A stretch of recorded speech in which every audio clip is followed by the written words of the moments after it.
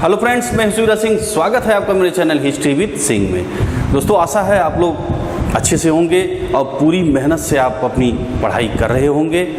ठीक है फ्रेंड्स, तो अभी आज आप जो है भक्ति आंदोलन का तीसरा वीडियो है।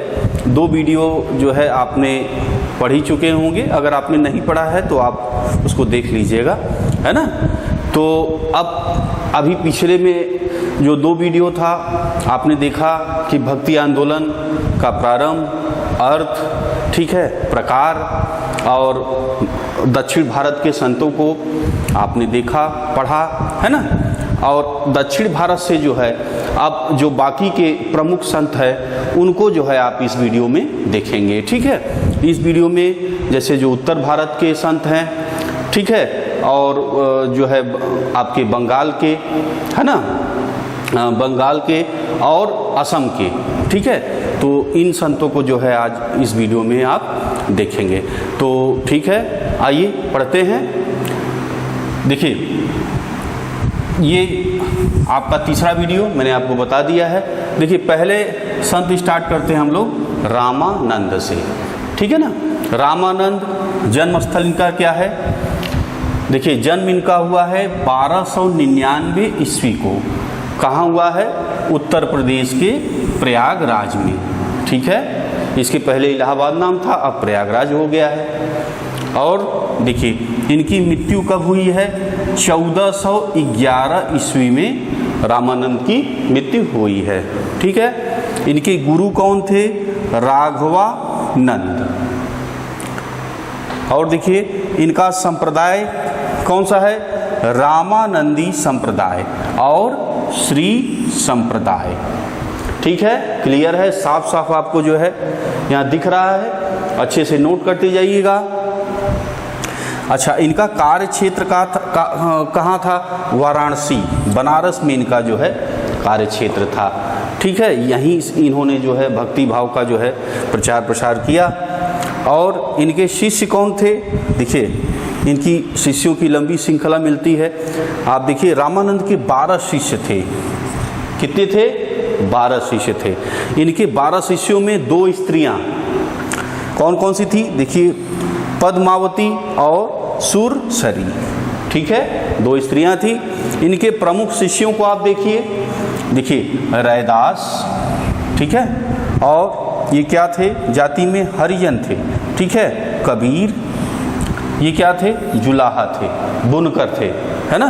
और देखिए धन्ना, ये क्या था? जाट था, है ना। और सेना, ये क्या था? नाई था, है ना। और पीपा क्या था? राजपूत था। साधना, ठीक है, ये क्या था? कसाई था। तो ये आप यहाँ पे देख रहे हैं कि हर जाति की लोग जो है रामानंद गुरु के शिष्य हैं। तो इससे आपको साफ समझ में आ रहा होगा कि ये जाति व्यवस्था की कड़ाई को नहीं मानते थे। सभी जाति के लोगों से प्यार करते थे और सभी जाति के शिष्य जो है आपको यहाँ पे देखने को मिल रहे हैं, ठीक है। और देखिए, इनका मत क्या है? जाति पाति पूछे ना कोई, जाति पाति पूछे ना कोई, हरि को भजे सो हरि को होई। कितना बढ़िया इन्होंने लिखा है। इनके बारे में विशेष, रामानंद दक्षिण भारत और उत्तर भारत के भक्ति आंदोलन के मध्य सेतु का काम किए तथा भक्ति आंदोलन को दक्षिण भारत से उत्तर भारत की ओर ले आए, ठीक है। अभी आपने पिछले वीडियो में पढ़ा था ना दक्षिण के संतों को। अब दक्षिण से जो है उत्तर लाने का कौन कार्य किया है? रामानंद, ठीक है। क्लियर हो गया। अगले संत को आप पढ़िए, कबीर, ठीक है। इनका जन्म कब हुआ था? देखिए, 1440 ईस्वी को उत्तर प्रदेश के बनारस में, ठीक है, इनका जन्म हुआ है। और इनकी मृत्यु कब हुई है? 1518 ईस्वी में संत कबीर नगर जिले के मगहर में, ठीक है। और इनके गुरु कौन थे? रामानंद, ठीक है। अभी रामानंद के बारे में आपने पढ़ा है। और देखिए, आप जन्म के बारे में जानी। ऐसा माना जाता है कि कबीर का जन्म एक विधवा स्त्री के गर्भ से हुआ था। देखिए, इनके जन्म के समय में जो है विरोधाभास मिलता है, तो ये आप जानिए, जो किताबों में ज़्यादातर मिल रहा है हमें, कि कबीर का जन्म एक विधवा स्त्री के गर्भ से हुआ था, जिसने लोक लज्जा के कारण उन्हें लहरताला तालाब के किनारे फेंक दिया था। ठीक है। अली और नीरू नामक दो जिनको संतान नहीं थी, कौन कौन? अली और नीरू। ठीक है, ये निसंतान थी, इनको संतान नहीं था। जो जुलाहे ने एक पुत्र के रूप में कबीर का पालन पोषण किया, तो ये वहाँ से लाते हैं। अली नीरू जो है और कबीर का जो है पालन पोषण पुत्रवत करते हैं। ठीक है। और इनकी शादी जो है किससे होती है? लोई। इनकी पत्नी का नाम लोई है कबीर के, और 2 बच्चे इनको होते हैं। इनकी जिंदगी आम गृहस्थ जैसी ही थी। ठीक है। ये संन्यास रूप में, जैसे जो है घर गृहस्थी को छोड़ करके जो है कहीं मठ या वास नहीं करती थे, ये अपना गृहस्थ का जो बुनकर का कार्य था उसको करते हुए और जो है ईश्वर की आराधना में लीन थे, है ना। और अभी देखिए, इनके समकालीन कौन था? कबीर के समकालीन कौन था? तो देखिए, सुल्तान सिकंदर लोदी जो है कबीर के समकालीन था। इन्होंने राम, रहीम, हजरत, अल्लाह आदि को एक ही ईश्वर के अनेक रूप माने। इन्होंने जाति प्रथा, धार्मिक कर्मकांड, आडंबर, मूर्ति पूजा, जप तप, अवतारवाद आदि का घोर विरोध करते हुए एकेश्वरवाद में आस्था व्यक्त की एवं निराकार ब्रह्म की उपासना को महत्व दिया। ठीक है। निर्गुण भक्ति धारा से जुड़े कबीर ऐसे प्रथम भक्त थे जिन्होंने संत होने के बाद भी पूर्णतः गृहस्थ जीवन का निर्वाह किया। इनके अनुयायी कबीर पंथी कहलाए। ठीक है। और अब आप देखिए दोस्तों, निर्गुण भक्ति ये तो एकदम आपको क्लियर हो ही गया होगा, है ना। सगुण भक्ति, निगुण भक्ति। जैसे सगुण भक्ति क्या है? जो व्यक्ति रूप में पूजते हैं, जैसे मीरा जो हैं भगवान कृष्ण को मानव रूप में पूजती हैं। ठीक है। मूर्ति की पूजा करती हैं, उनको मानव रूप में मानती हैं, है ना। तो इस तरह जो है, और निर्गुण भक्ति जो निराकार है, जिसका कोई आकार नहीं है, ठीक है, वो जो है निर्गुण भक्ति से।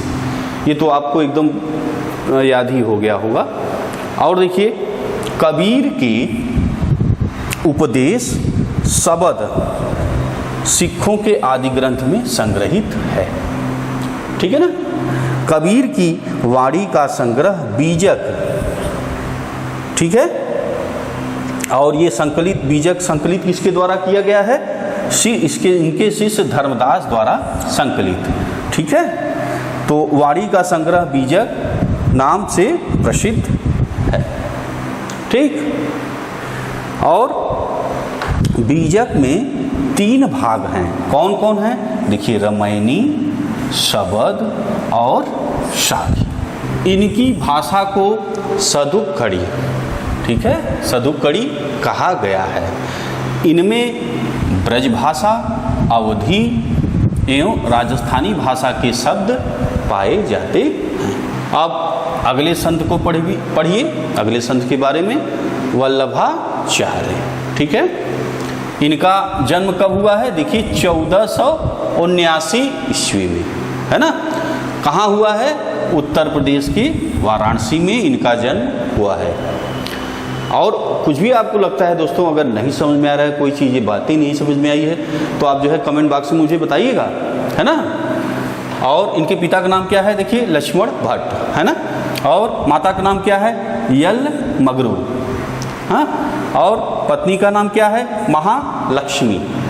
और पुत्र जो है कौन कौन है इनके पुत्र के नाम? गोपीनाथ और विठल नाथ। ठीक है। उपाधि इनकी क्या है? जगत महाप्रभु श्रीमदाचार्य। इनकी जो है शिष्य कौन थे इनके?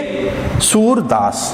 दार्शनिक मत इनका क्या है? शुद्ध अद्वैतवाद, है ना। और संप्रदाय क्या है? रुद्र संप्रदाय इनका संप्रदाय है। वल्लभाचार्य ने भक्ति साधना पर विशेष जोर दिया, ठीक है। भक्ति द्वारा इन्होंने ये मोक्ष प्राप्ति जो है बताया, है ना। जैसा कि आप दोस्तों जानते हैं कि मोक्ष क्या है, हिंदू धर्म का क्या उद्देश्य है? मोक्ष की प्राप्ति। तो मोक्ष की प्राप्ति मैं चर्चा कर चुका हूं पिछले के वीडियो में कि मोक्ष प्राप्ति के 3 रास्ते हैं। क्या कौन कौन से हैं? ज्ञान द्वारा, कर्म द्वारा और भक्ति द्वारा। तो आप भक्ति संतों को जो है लगातार आप पढ़ रहे हैं, देख रहे हैं। तो अब ज्ञान आपको कहा है, जैसे गीता हमें जो है ज्ञान की प्राप्ति होती है। अच्छा, कर्म कैसे? कर्मकांडी, जैसे आपको स्टार्टिंग में आपने पढ़ा था वैदिक काल में कि यज्ञ इत्यादि कैसे जो है, तो वो क्या था? कर्मकांडी द्वारा ईश्वर की प्राप्ति, मोक्ष की प्राप्ति। और एक तीसरा साधन जो है भक्ति का, ये बड़ा ही सरल है और सभी जो है हर जाति के निम्न वर्ग, उच्च वर्ग, सभी के लिए जो है ये आसान है। तो इसलिए ये जो है ज़्यादा प्रसिद्ध और महत्वपूर्ण रहा, है ना। समझ में आ गया आपको? आगे देखिए, इन्होंने भक्ति को मोक्ष का साधन बनाया, है ना। ये कृष्ण मार्गी शाखा के थे, ठीक है। ये भी मैं आपको समझा चुका हूँ, कृष्ण मार्गी और राम मार्गी। जैसे सगुण भक्ति में 2 थे, एक तो राम को मानने वाले और एक कृष्ण को आराध्य देव मानने वाले, ठीक है ना। तो जो कृष्ण को मानने थे वो कृष्ण मार्गी कहे गए, जो राम को मानने वाले थे वो क्या कहे गए हैं? जो है राम मार्गी, है ना। भगवान राम को आराध्य देव माने वाले, ठीक है। ये भी क्लियर हो गया। आगे बढ़िए। अब इनकी मृत्यु कब हुई है? ध्यान दीजिए, 1531 ईस्वी को वाराणसी में इनकी जो है मृत्यु हो गई। चलिए अगले संत को पढ़िए, सूरदास, ठीक है। इनका जन्म कब हुआ है? 1478 ईस्वी। कहाँ हुआ है? उत्तर प्रदेश। जगह कौन सा है? रुनखता में, ठीक है ना। इनके गुरु कौन है? वल्लभाचार्य। इनके समकालीन कौन था? सूरदास के समकालीन मुगल शासक अकबर था, ठीक है। और देखिए इनकी रचनाएं क्या हैं? सूर सागर है, सूर सरावली है और साहित्य लहरी इत्यादि जो है इनकी रचनाएं हैं सूरदास की, ठीक है। और देखिए संप्रदाय, ये भक्ति आंदोलन की सगुण धारा के कृष्ण मार्गी शाखा के प्रमुख संत थे। इनके इष्ट देव श्री कृष्ण थे तथा इन्हीं की भक्ति में लीन रहना अपना परम कर्तव्य समझा, ठीक है। सूरदास ने अपने ग्रंथों के माध्यम से राधा और कृष्ण के प्रेम को लोकप्रिय बनाया। अगले संत को देखिए, गुरु नानक, ठीक है ना। इनका जन्म कब हुआ है? 1469 ईस्वी को। कहाँ हुआ है? ननकाना साहब, पाकिस्तान के तलवंडी में, ठीक है। और इनको ज्ञान की प्राप्ति कहाँ हुई थी? देखिए कालीबेन नदी के किनारे इनको ज्ञान की प्राप्ति हुई है। इनके पिता का नाम क्या है? कालू। इनकी माता का नाम क्या है? तृप्ता देवी, ठीक है। पत्नी का नाम क्या है? सुलक्षणी। पुत्र का कौन थे? देखिए श्रीचंद और लक्ष्मीचंद, ठीक है। इनका मत क्या है? नानक एकेश्वरवाद, एकेश्वरवाद मतलब एक ईश्वर, ठीक है, में विश्वास रखते थे और निर्गुण ब्रह्म, ठीक है। ये तो अब एकदम तैयार हो गया होगा कि उपासना पर बल देते थे। इनका मानना था ईश्वर एक है। ईश्वर के लिए इन्होंने हरि, राम, अल्लाह और खुदा के नामों का भी प्रयोग किया, ठीक है। इन्होंने मुसलमानों को सलाह दी कि दया को मस्जिद बनाओ, है ना। बताइए कितने ऋषि मुनि और जो संत हैं, कितना कहा, कितना समझाया, है ना। लेकिन देखिए अभी कुछ जगह पे ऐसा मिलता है, ऊंच नीच की भावना आज भी हमें कहीं कहीं देखने को मिलती है। इनके कार्य को आप देखिए, दौलत खान लोधी के यहाँ ये नौकरी मिल गई, वहाँ पर इन्होंने प्रबोध प्राप्त हुआ, इनको ज्ञान प्राप्त हुआ। जब नानक को आत्मज्ञान प्राप्त हुआ तो बोले कि ना कोई हिंदू ना कोई मुस्लिम, यही शब्द गुरु नानक के सिद्धांतों का सार है। गुरु नानक ने नारी मुक्ति की दिशा में काफ़ी प्रयत्न किए और सती प्रथा का विरोध किया। गुरु नानक ने लंगर, ठीक है, लंगर का क्या अर्थ है? सामूहिक भोज। अच्छा दोस्तों, आपने लंगर पे कभी भोजन किया है? अगर आप गए हैं तो आप जो है कमेंट बॉक्स में मुझे अपने अनुभव को शेयर करिएगा, बताइएगा, है ना, कि आप लंगर में गए थे तो किस तरह आपने भोजन किया, कैसा था, लंगर व्यवस्था कैसी थी। आप अगर गए हैं तो मुझे कमेंट बॉक्स में बताइएगा, है ना। चलिए, और की शुरुआत की। नानक सूफी संत बाबा फरीद से प्रभावित थे। गुरु नानक ने सिख धर्म की स्थापना की, ठीक है ना। और विशेष क्या है गुरु नानक के बारे में, 30 वर्ष की अवधि में इन्होंने देश की 5 बार जो है क्या की, यात्रा की, जिसे क्या कहा जाता है, उदासीस कहा जाता है। रचनाएं देखिए इनकी। नानक ने अपने उपदेशों को छोटी छोटी कविताओं के रूप में दिए थे, है ना, जिन्हें सिखों के 5वें गुरु अर्जुन ने आदि ग्रंथ में संकलित किया, ठीक है। इसमें जपजी एक मुख्य कविता है जिससे नानक के आध्यात्मिक विचारों का ज्ञान होता है, ठीक है। इनके उत्तराधिकारी कौन थे, लहना अंगद को इन्होंने उत्तराधिकारी बनाया था। सिख संप्रदाय के 10 गुरुओं को जो है आप देख लीजिए, क्योंकि एग्जाम में कई बार जो है इनसे क्वेश्चन बनते हैं। तो देखिए, सबसे पहले हैं आपके नानक के बारे में आपने पढ़ा, गुरु नानक के बारे में आपने अभी पढ़ा। इनका समय काल आप जानते हैं, अभी आपने पढ़ा 1469 में, ठीक है। 1469 से लेकर 1539 तक जो है इनका समय काल रहा था। सिख धर्म के ये क्या है, संस्थापक हैं, ये तो आपने अभी पढ़ा।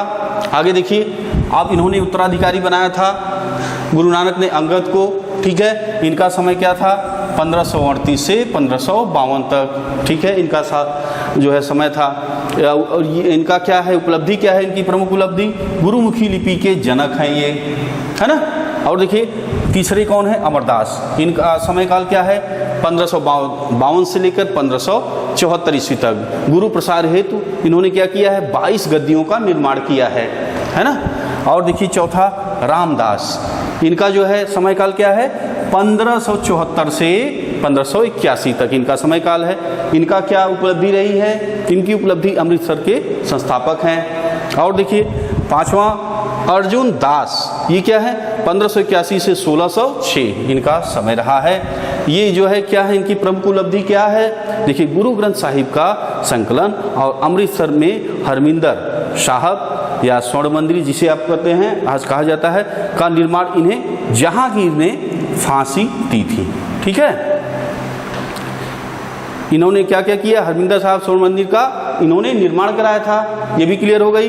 और इन्हें जहांगीर ने फांसी दिया था, किसको, अर्जुन दास को, क्लियर हो गया। छठवें देखिए हर गोविंद, ठीक है, इनका समय क्या है, 1606 से 1645। अकाल तख्त की स्थापना इन्होंने की तथा सिखों को एक लड़ाकू जाति में बदला, ठीक है, किसने बदला, हर गोविंद ने, ठीक है। अगला देखिए सतवां हर राय, ठीक है, इन्होंने, इनका समय क्या है, 1645 से 1661, ठीक है। उत्तराधिकार जो मुगलों के बीच जो उत्तराधिकार का युद्ध हुआ, युद्ध में भाग लिए, अपने पुत्र राम राय को मुगल दरबार में भेजा, ठीक है। मुगलों के बीच जो उत्तराधिकार का युद्ध हुआ उसमें इन्होंने भाग लिया, राम राय को इन्होंने मुगल दरबार में भेजा, ठीक है। मुगल काल को अब इसके आगे की वीडियो में आप जो है मुगल काल के बारे में पढ़ेंगे तो और अच्छे से पूरा मैं मुगल काल जो है बहुत बढ़िया क्लियर करा दूंगा। आप लोग पूरा वीडियो एक तरफ से एक तरफ देखिएगा, कोई आपको छोड़ना नहीं है ना, तो आपका मुगल काल एकदम बहुत बढ़िया क्लियर हो जाएगा। कहीं से भी क्वेश्चन कुछ भी पूछेगा आप जो है बड़ी आसानी से दे लेंगे, अगर आप मेहनत से उसे देखेंगे पढ़ेंगे, है ना। अगला देखिए 8वां हरि कृष्णा, इनका समय काल क्या है, देखिए 1661 से 1664। अल्प वयस्क अवस्था में इनकी मृत्यु हो जाती है। और तेग बहादुर, 9वें गुरु तेग बहादुर 1664 से 1675 ईस्वी, औरंगजेब द्वारा इनको जो है फांसी दी गई थी, है ना। और देखिए 10वां गोविंद सिंह, इनका समय क्या है, 1675 से 1708 ईस्वी। खालसा सेना का इन्होंने संगठन किया था। अगले संत को आप पढ़िए, चैतन्य स्वामी, ठीक है, और उनके बारे में पढ़िए। देखिए इनका जन्म हुआ है 1486 ईस्वी को पश्चिम बंगाल के नदिया में, ठीक है ना। और इनके पिता का नाम क्या है? जगन्नाथ मिश्र। माता का नाम क्या है? शची देवी। ठीक है, वास्तविक नाम इनका क्या है? विश्वम्भरा।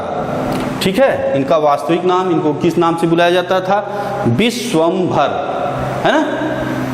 और बचपन का नाम इनका क्या था? निमाई, है ना। उपाधि इनकी क्या है? गौरंग महाप्रभु, है ना।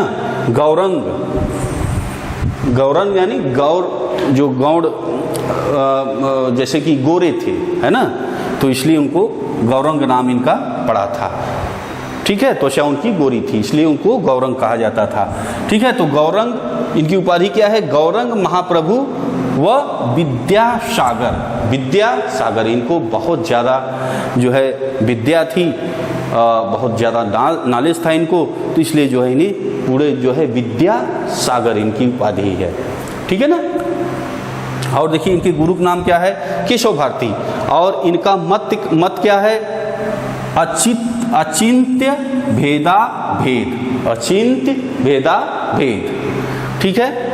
उपासक इनके आराध्य देव कौन है? कृष्ण हैं, है ना। शिक्षा 25 वर्ष की अवस्था में 1510 ईस्वी में केशव भारती नामक सन्यासी ने इन्हें जो है सन्यास की दीक्षा दी थी। ठीक है, और श्री कृष्ण चैतन्य नाम दिया था। ठीक है, चैतन्य ने गोसाई संघ की स्थापना की और साथ ही संकीर्तन प्रथा को जन्म दिया। ठीक है, कीर्तन आप देखते हैं, संकीर्तन, अब जैसे ये जो है टोली में निकल जाते थे, अब बढ़िया गाते रहते थे, हरे कृष्ण कृष्ण कृष्ण हरे हरे, हरे राम राम राम हरे हरे। तो ये जो है तारक मंत्र भी है दोस्तों। तो तारक ब्रह्म महामंत्र इसका नाम है। और ये जो है कलयुग को, जैसे कि किताबों में लिखा है कि तारक यानी तारने के लिए है ये मंत्र, है ना। और ये मंत्र तो आप लोग जानते भी होंगे। और तो ये क्या था कि ये जपते जपते जो है हरि बोल जो है इतना ये मस्त हो जाते थे कि यहाँ तक ये गाते गाते बेहोश हो जाते थे। सोचिए कितनी भगवान के प्रति कितनी श्रद्धा थी, है ना। तो ये संत मुझे भी बहुत प्रिय हैं, मुझे भी बहुत अच्छे लगते हैं ये संत, है ना दोस्तों। तो चलिए अगले संत को आप पढ़िए। अगले संत को आप पढ़िए धन्ना। ठीक है, इनका जन्म कब हुआ है? 1415 ईस्वी में जाट परिवार में। ठीक है ना। इनके गुरु का नाम क्या था? रामानंद। ठीक है, इनके बारे में दोस्तों पढ़ने को मिलता है कि इन्होंने हठात भोजन जो है भगवान श्री कृष्ण को कराया था। तो कहानी ऐसी है दोस्तों कि ये 5 साल की उम्र के थे धन्ना। ठीक है, तो इनके यहाँ जो है साधु आते हैं और इनके यहाँ जो है पूरा जो है भोजन करते हैं और इनसे जो है वो मूर्ति ले लेते हैं। एक मूर्ति को जो है जो साधु आए थे तो वो भोग लगा करके अपना भोजन ग्रहण करते हैं, है ना। तो ये जो है जो मूर्ति देखते हैं धन्ना, उस समय उम्र क्या थी? 5 साल की थी। तो वो जो है मूर्ति के लिए आग्रह करते हैं कि भाई मूर्ति हमें दे दीजिए भगवान की। तो वो साधु जो है जब हट ये करते हैं तो उनको जो है वो मूर्ति दे देते हैं। लेकिन जो साधु थे उन्होंने कहा कि भाई आप जो है भगवान को भोग लगा करके तब आप भोजन करेंगे, है ना। तो ये जो है अब भाई बालक बुद्धि तो थी ही, अब इन्होंने जो है भगवान को भोग रख दिया और कि भाई आप भोग लगाइए, बैठ गए। और ऐसे ही जो है भोग लगा के अब उनको ये भी बात याद थी कि भाई ब्राह्मण ने कहा है कि पहले आप जो है भोग लगा के उसके बाद तब आपको खाना है। तो अब ये रख के इंतज़ार करते हैं। अब भाई वो तो भगवान आते नहीं हैं, मूर्ति हैं, खाते नहीं हैं। तो फिर वो जो है उन्होंने खाना नहीं खाया। ऐसे कुछ दिन बीत गए और सब परेशान हो जाते हैं, उनके परिवार के लोग भी परेशान हो जाते हैं और ये प्रतिदिन वही रखते। तो जब समय बीतते अंत में भगवान जो कृष्ण थे वो निकल करके मूर्ति से आए और भोग लगाए और भोजन उनका जो है भोजन किए।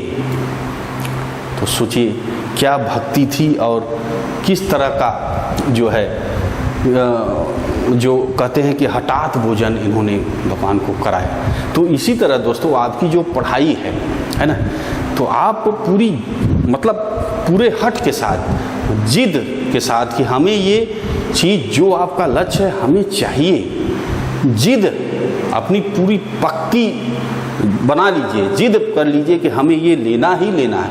आप देखिए आपके पास उदाहरण है कि इनके जिद के कारण, धन्ना के जिद के कारण भगवान को स्वयं आना पड़ा और इनका जो है भोजन करना पड़ा, है ना। तो जब ये भगवान को बुला सकते हैं तो आप लोग तो छोटी मोटी IAS PCS से तो आप दौड़ते हुए निकाल सकते हैं, है ना। तो पूरी ताकत से, मैं बार बार कहता हूं दोस्तों कि पूरी ताकत से आपको पढ़ना है। ऐसा नहीं है कि हाँ आराम से पढ़ेंगे, पूरी ताकत, पूरी समर्पण से आपको पढ़ना है। और जब ये पूरी ताकत, पूरी समर्पण से जब आप कोई भी लक्ष्य में जुटेंगे ना, तो सफलता आपको मिलनी ही मिलनी है। अगले संत मीराबाई, जन्म कब हुआ है? 1498 ईस्वी, मेड़ता जिले के चौकारी गांव में इनका जन्म हुआ है। इनके पिता का नाम क्या है? रतन सिंह राठौर। गुरु कौन थे? रैदास। पति का नाम क्या था? भोजराज। ये भोजराज कौन थे? राणा मान सिंह की ये पुत्र थे, ठीक है। इन्होंने कृष्ण की उपासना प्रेमी एवं पति के रूप में की, ठीक है। इन्होंने कृष्ण की उपासना कैसे की है? प्रेमी एवं पति, ठीक है, पति के रूप में जो है कृष्ण को माना और उनकी पूजा की। अब इनका मृत्यु कब हुआ है? 1546 ईस्वी को गुजरात के द्वारका में इनकी मृत्यु हुई है। अगले संत को पढ़िए, गोस्वामी तुलसीदास। जन्म कब हुआ है? 1532 ईस्वी में। कहाँ हुआ है? राजापुर गांव के बांदा जिले में, उत्तर प्रदेश में, ठीक है। इनके पिता का नाम क्या है? आत्माराम दुबे। माता का नाम क्या है? हुलसी। पत्नी का नाम क्या है? रत्नावली। दार्शनिक मत क्या है? तुलसीदास ने ईश्वर को सगुण रूप को स्वीकार करते हुए राम को ईश्वर का अवतार मानकर उनकी भक्ति पर विशेष बल दिया, ठीक है। इनके आराध्य देव कौन है? राम है, ठीक। रामचरितमानस की रचना इन्होंने की है। मुगल शासक अकबर एवं मेवाड़ के शासक राणा प्रताप, ठीक है, इनके समकालीन थे। 3 संतों को और फटाफट देख लीजिए तो ये वीडियो हमारा कंप्लीट हो जाएगा भक्ति आंदोलन का। देखिए रैदास, इनका जन्म कहाँ हुआ है? बनारस में, ठीक है। इनके गुरु कौन है? रामानंद। समकालीन किसके ये जो हैं? कबीर के। कबीर ने इनको क्या कहा है? संतों का संत, ठीक है। इनके अनुयायियों द्वारा रैदासी संप्रदाय की स्थापना की गई है। और देखिए नामदेव, अच्छा ये अब नामदेव कहाँ के हैं? महाराष्ट्र, ठीक है। अच्छा अब इनका जन्म कब हुआ है? देखिए 1270 ईस्वी को महाराष्ट्र के पंढरपुर में हुआ है। और संप्रदाय वारकरी संप्रदाय के हैं, ठीक है। मत क्या है इनका? जाति प्रथा का विरोध, सभी जाति के लोगों को अपना शिष्य स्वीकार किया, ठीक है। ये जाति प्रथा के विरोधी थे, सभी जाति को जो है लेके साथ में चलते थे, ठीक है। ये हो गए आपके नामदेव। अब अंतिम आप आइए, संत शंकर देव। इनका जन्म कब हुआ है? 1449 ईस्वी में इनका जन्म हुआ है। संप्रदाय कौन सा है? शरण संप्रदाय। इन्होंने भक्ति आंदोलन का प्रचार प्रसार असम में, ठीक है, पूर्वी भारत में इन्होंने प्रचार प्रसार किया है। कहाँ किया है? असम में। ये चैतन्य के समकालीन थे। ये इसके समकालीन थे? चैतन्य के समकालीन थे। और इनकी मृत्यु कब हुई है? 1569 ईस्वी में इनकी मृत्यु हुई है, ठीक है। और अगर किसी संत के बारे में दोस्तों आपको पढ़ना है तो आप लोग कमेंट बॉक्स में मुझे बताइएगा कि इन संत के बारे में और जो है पढ़ना है, तो मैं अगर ज़्यादा कमेंट रहेगा ना तो उस पर भी मैं वीडियो बना दूंगा उस संत के बारे में, ठीक है दोस्तों। तो दोस्तों वीडियो आपको कैसा लगा कमेंट बॉक्स में आप मुझे बताइएगा। और अब यहाँ तक आपने देख लिया है तो भाई लाइक तो बनता ही है। आपको अच्छा लगा है लाइक ज़रूर कर दीजिए। और फेसबुक पे हैं तो आप जो है इसको फॉलो कर लीजिएगा। और यूट्यूब पे हैं तो आप जो है सब्सक्राइब कर लीजिएगा, ठीक है दोस्तों। और अपने दोस्तों से भी इस चैनल को जो है फॉलो कराइए, सब्सक्राइब कराइए, क्योंकि दोस्तों आगे आने वाले समय में और अच्छे वीडियो मैं इतिहास से संबंधित आपको दूंगा। और इससे आपके जो कंपटीशन की तैयारी कर रहे हैं उसमें आप जो है हिस्ट्री से संबंधित आपको काफ़ी सहायता मिलेगी। ठीक है दोस्तों, तो बस आज इतना ही करते हैं। वीडियो देखने के लिए दोस्तों बहुत बहुत धन्यवाद।